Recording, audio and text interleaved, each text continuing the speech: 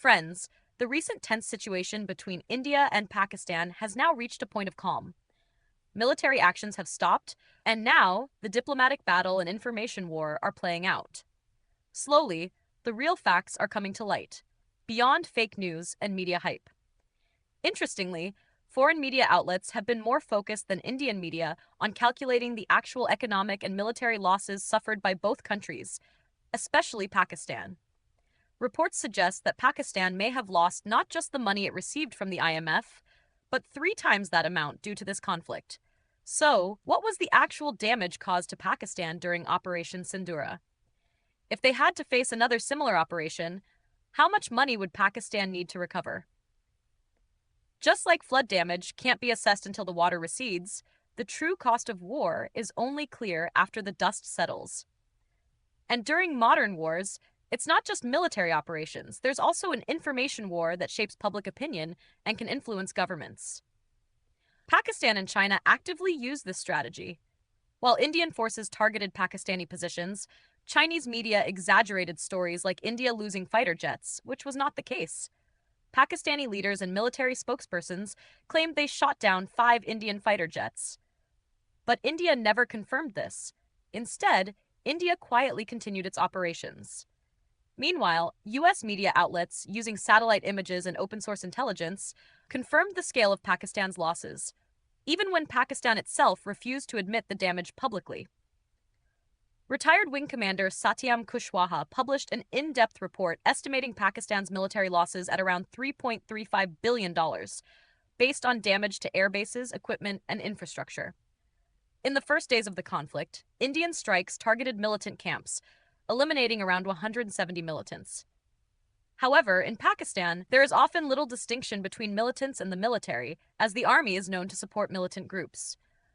Pakistani military leaders even echoed extremist rhetoric in public statements. During militant funerals, senior Pakistani military officers were seen offering state honors, something India would never do for militants. In air combat, India reportedly shot down 4 F-16 Block 52D fighter jets, each worth nearly $87 million. In total, this alone cost Pakistan about $350 million.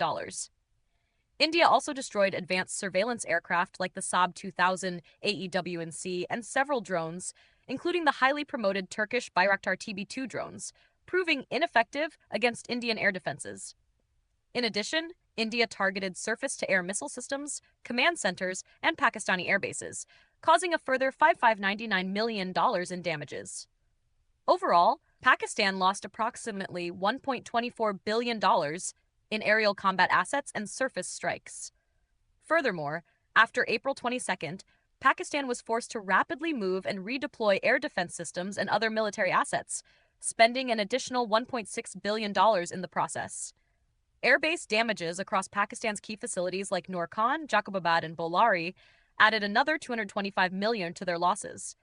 In total, Pakistan has lost around $3.357 billion worth of military assets due to India's operations, 3 times more than the IMF aid they received.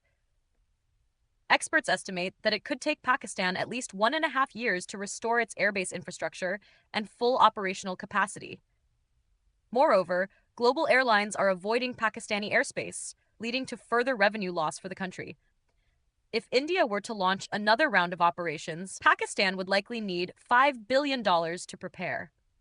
On the Indian side, yes, India also incurred costs, mostly operational expenses for deploying missiles and drones. These could amount to around $500 to $600 million. But for India's strong economy, this is not a huge burden. In fact, the Indian military used this opportunity to test its weapons systems in real battle conditions, a valuable strategic move. So friends, while Pakistan has suffered heavy losses in this conflict, India has demonstrated both military strength and discipline, achieving its objectives